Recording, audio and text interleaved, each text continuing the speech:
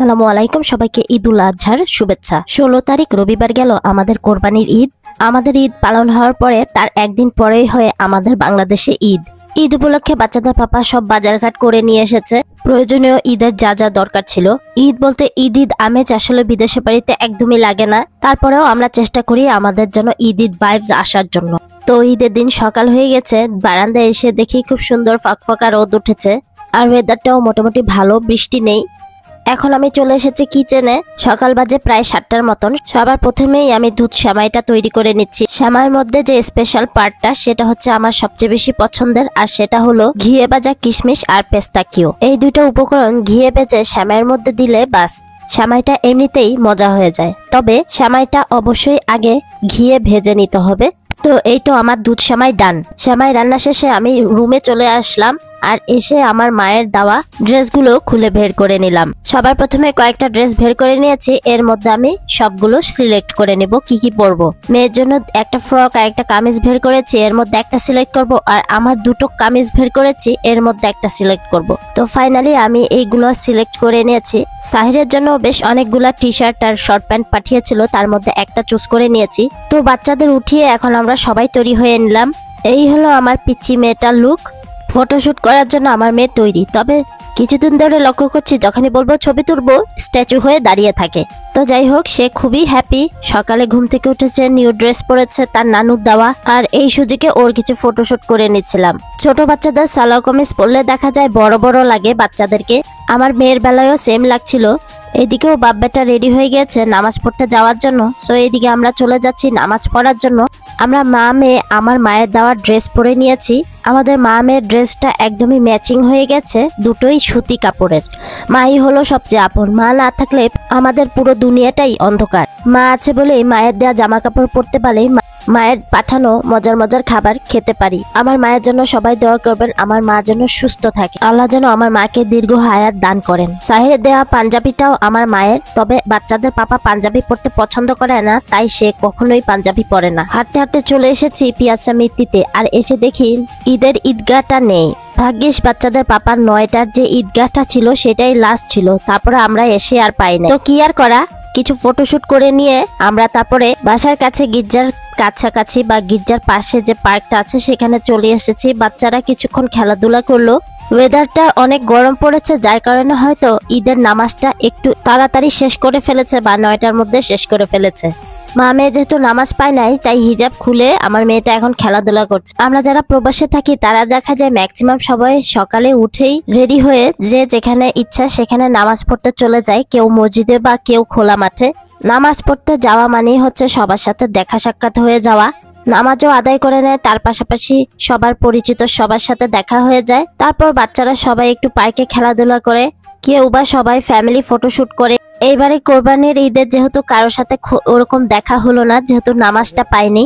প্রতি বছরই দেখা যায় নামাজ শেষ করে আমি বাচ্চাদের নিয়ে এদিকে চলে আসি, বাচ্চাদের কিছুক্ষণ খেলিয়ে তারপরে বাসায় চলে যাই। আজ ছিল রবিবার, তাই দেখলাম যে গির্জায় অনেক মানুষের আনাগোনা। খ্রিস্টানরাও এসেছে এখানে প্রার্থনা করতে, অথবা কেউ যখন মারা যায় তখনও এই গির্জায় নিয়ে আসে। আজকেও কোনো একজন ইতালিয়ান মারা গেছে, তাই বেশ অনেক লোকজনের আনাগোনা দেখতে পাচ্ছি এখানে। তো যাই হোক, আমরা আরো কিছুক্ষণ এখানে এনজয় করে নিচ্ছিলাম আর কিছু ফ্যামিলি ফটোশুট করে নিয়েছিলাম। প্রায় 2 বছর পরে বাচ্চাদের পাপার ঈদের দিনে ছুটি পড়েছে।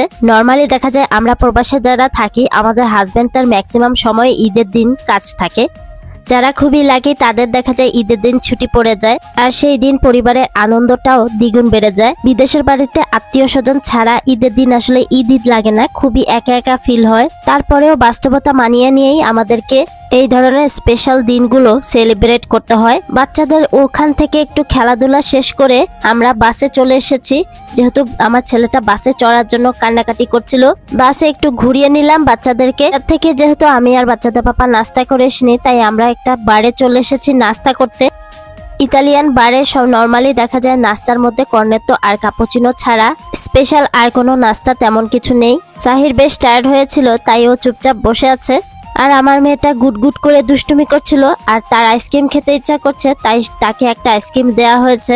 আজকের ঈদের দিনে আসলে আমাদের ওরকম কোনো প্ল্যানিং নেই দূরে কোথাও যাওয়ার, যেহেতু কোরবানির ঈদ আর কোরবানিও দিয়েছি আমরা আলহামদুলিল্লাহ। বিদেশের বাড়িতে কোরবানি দেওয়াটা একটু ইজি, মানে মোট কথা ঝামেলাবিহীন একটা কোরবানি। আমাদের সেরকম কোনো ফিলিংসও হয় না। আমরা জাস্ট শুধু আরবি যে দোকানগুলো আছে বা বাংলাদেশি যেই মাংসের দোকানগুলো আছে সেখানে যেই নামে দিব আমরা সেই নামটা দিয়ে আসি, সেই নামে কোরবানি দিয়ে ওরা জাস্ট শুধু আমাদেরকে মাংস আমরা যদি কেটে দিতে বলি তাহলে তারা কেটেও দেয়, আর যদি চান আপনারা বাসায়ও নিয়ে যেতে পারেন। আলহামদুলিল্লাহ এই পর্যন্ত আমি 4 বার কোরবানি দিয়েছি ইতালিতে। যাদের পার্সোনাল গাড়ি আছে তারা সরাসরি চলে যায় কোরবানি দিতে ফার্মে। আমি যতবার কোরবানি দিয়েছি ততবারই নাম দিয়ে দিয়েছি আরবি দোকানে কিংবা বাঙালি দোকানে। আলহামদুলিল্লাহ আমাদের মাংস যতবারই দিয়েছি কোরবানির মাংস সবসময় দেখা যায় ওই দিনই পেয়ে গেছি, দুপুরে কিংবা রাতে। কিন্তু এমনও হয় যে আজকে কোরবানি দিলে তার পরের দিন গিয়ে কোরবানির মাংস আসে। ছোটবেলায় আমার বাবার কাজের সূত্রে আমরা যখন লিবিয়ায় ছিলাম তখন আমরা গরু বা উট কোরবানি দিতাম 7 জন ফ্যামিলি মিলে। যাদের বাসা অনেক বড়, সামনে জায়গা আছে বা উঠান আছে, তাদের বাসায় কোরবানি দেয়া হতো। আর আমরা যারা 7 জন ফ্যামিলি যেতাম তারা দেখা যেত এক একজন এক এক খাবার নিয়ে যেত, মানে 1 ডিশ পার্টি যেরকম হয়। সেই দিনগুলো আসলেই আমার জন্য অনেক গোল্ডেন ডেজ। অনেক স্মৃতিময় দিনগুলো পার করে এসেছিলাম ছোটবেলায়। বাবা মা ভাই বোন, ওই দিনগুলো আসলে একদমই অন্যরকম ছিল। আর এখন স্বামীর বাড়ি এসেছি, এখন ঈদগুলো কাটি স্বামী আর বাচ্চা নিয়ে। কি অদ্ভুত আমাদের মেয়েদের লাইফটা। বাবার বাড়িতে ছিলাম যখন তখন একরকম আনন্দ, আবার এখন স্বামীর বাড়ি এসেছি এখন আবার আরেক রকম আনন্দ। তো যাই হোক, অনেক কথাই বলে ফেললাম। নাস্তা করে আমরা এখন চলে এসেছি আরেকটা পার্কে। জিরানির এই পার্কটা বাচ্চাদের খুবই পছন্দের, যেহেতু এই টাইমটা অনেক বেশি রোদ। এখানে নর্মালি দেখা যায় এই টাইমে বাচ্চারা খুব একটা খেলাধুলা করতে আসে না, সন্ধ্যার দিকেই আসলে দেখা যায় প্রত্যেকটা বাচ্চা বা প্যারেন্টসরা এখানে চলে আসে টাইম স্পেন্ড করতে বা খেলাধুলা করতে। জিরানির এই সাইডটা আসলে বাচ্চাদের দেখা যায় এই পার্কে আসাই লাগবে। মোট কথা সাহিরের একদিনেই সব করা লাগে। বাসে উঠতে হবে বা ট্রামে বা ট্রেনে বা মেট্রোতে উঠতে হবে। ট্রান্সপোর্ট শেষ করে তারপরে তার পছন্দের পার্কগুলায় যেতে হবে। হাতে সময় সুযোগ থাকলে ওর এই ছোট ছোট ইচ্ছাগুলা পূরণ করার চেষ্টা করি। বেশ কিছু ফ্যামিলি শুট করে নিয়ে আমরা এখন চলে এসেছি বাচ্চাদের নিয়ে ম্যাকডোনাল্ডসে। ওই যে বললাম, চেষ্টা করি সাহিরের ছোট ছোট ডিমান্ডগুলো বা ছোট ছোট ইচ্ছাগুলো পূরণ করতে চেষ্টা করি। প্রায় 10 থেকে 15 মিনিট অপেক্ষা করার পর আমরা এখান থেকে খাবার নিয়ে চলে যাচ্ছি বাসার দিকে। ম্যাকডোনাল্ডসে যাওয়ার আগে ঢুকেছিলাম একটা চাইনিজ শপে আর পর্তবল্লেতে আমার পছন্দের একটা জিনিস খুঁজতে গিয়েছিলাম, সেটা পাইনি। তাই চাইনিজ দোকান থেকে বেশ কিছু জিনিস নিয়ে এসেছিল। তার মধ্যে আমার মেয়ের হাতে যে ছোট্ট একটা ফ্যান দেখতে পাচ্ছেন, এটা ওর বেশ পছন্দ হয়েছে, সেটা নিয়ে নিয়েছে। ছোট্ট এই মিনি ভেন্টিলেটর পেয়ে সে খুবই খুশি। সাহিরও এটা নিতে চাচ্ছে। মোট কথা দুজনই এটা নিয়ে কারাকারি করছিল। সামার টাইমে এই ছোট ছোট ফুলগুলো জায়গায় জায়গায় ফুটে থাকে আর দেখতে বেশ ভালো লাগে, আর এইদিকে ফটোশুট করতে খুব বেশি ভালো লাগে। তো যাই হোক, বাসায় চলে এসেছি। চলে এসেই আমরা ফ্রেশ হয়ে কিচেনে চলে এসেছি রান্না বান্না করার জন্য। কোরবানির মাংস আসতে যেহেতু দেরি হবে, তাই আমি গরুর মাংস, ডিমের কোরমা, মুরগির রোস্ট এইসব রান্না করে নিচ্ছি। ঈদের আগের দিন যেহেতু অনেক বেশি প্রিপারেশন নিতে পারিনি, মানে রান্না করতে পারিনি, ঈদের আগের দিন রাতে যা শুধু ডেজার্টের মধ্যে পুডিং করে রেখেছিলাম আর এই ডিমগুলো সিদ্ধ করে রেখেছিলাম। ঈদের দিনে কাউকে দাওয়াত দিলে আসলে আসতে চায় না, তবে আমার যেগুলো পরিচিত কয়েকজন আছে খুবই কাছের, তাদের দেখা যায় রান্না করে কিছু বক্সে দিয়ে আসি। রোস্টের জন্য মুরগিগুলো ফ্রাই করে নেব। এখন বাজে বেলা 12:30। 12:30টায় কিচেনে ঢুকেছে আর রান্না শেষ হয়েছে প্রায় 3টার মধ্যে। রোস্টের মাংসগুলো আগের দিন রাতে ফ্রাই করে রাখলে আরো বেশি তাড়াতাড়ি হতো রান্নাগুলো। তো যাই হোক, একদম নাকে মুখে ঝটপট রান্না করে ফেলেছি। গরুর মাংসটাও নর্মালি দেখা যায় আগের দিন রাতে করে রাখি, আর মুরগি যে ফ্রাই গুলো আছে যেগুলো রোস্টের জন্য, সেগুলোও আগের দিন রাতে করে রাখি। যদিও এই বছর করতে পারিনি, তাই রান্না করতে একটু দেরি হয়ে গেল। আর এবার আমি ঈদের জন্য তেমন কোনো ডেকোরেশন করিনি। কিচেনে আগেরই একটা ক্রাফট ছিল, সেটা আসলে তোলা হয়নি। আর এখানে যে আমার সিনেমেটিক লাইটিং বোর্ড ছিল সেখানেই সাজিয়ে নিয়েছি মুবারক লেখাটা। 3:30 বাজে দুপুর। এখন আমি আমার খাবারগুলো একে একে সার্ভ করে একটু ফটোশুট করে নিচ্ছিলাম। আমার 3 ভাই বোন যেহেতু বিদেশে থাকি, তো বিদেশের বাড়িতে আমরা কি কি রান্না করলাম তাই ফটোশুট করে ভিডিও বা ছবি তুলে আমার মাকে পাঠাই। আমার মা যেন দেখে শান্তি পায়, না আমরাও করতে পেরেছি রান্না বান্না। মায়ের মন সবসময় ভাবে যে বাচ্চারা বিদেশের বাড়িতে একা একা বসে বসে কি খায়, তবে সময়ের সাথে সাথে সবকিছুই বাচ্চারা শিখে যায় একা একা। তো এই ছিল আমার একা হাতের ঈদের খাবার দাবার আয়োজন। রান্নাবান্না শেষ করতে করতেই বাচ্চাদের পাপা মাংস নিয়ে চলে এসেছে কোরবানির। বেচারা গরমের মধ্যে আস্তে আস্তে একদম অস্থির, ঘামে একদম টুপুটুপু হয়ে গেছে।